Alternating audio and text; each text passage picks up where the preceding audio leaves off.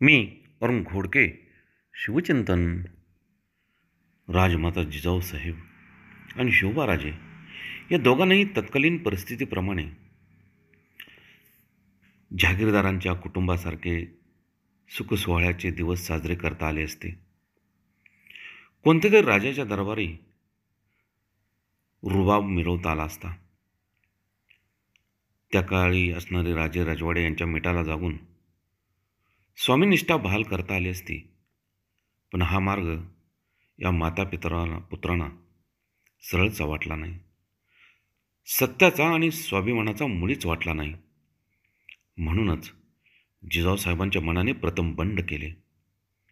गुलामी, लाचारी आणि अन्यायाच्या विरुद्ध बंडाचा झेंडा जिजाऊसाहेबांनी प्रथम उभा केला. आपल्या शिवबाराजांना प्रथम त्याच एक प्रकारच्या प्रेरणाशक्ती ठरल्या.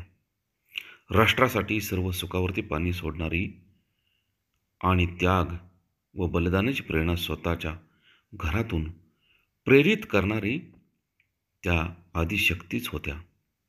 काहीही कारण नसताना सर्वस्वाचा होम करणाऱ्या आणि देशाच्या भवितव्यासाठी स्वतःच्या पोटच्या गोळ्याला संकटाच्या खाईत लोटणाऱ्या त्या आई होत्या.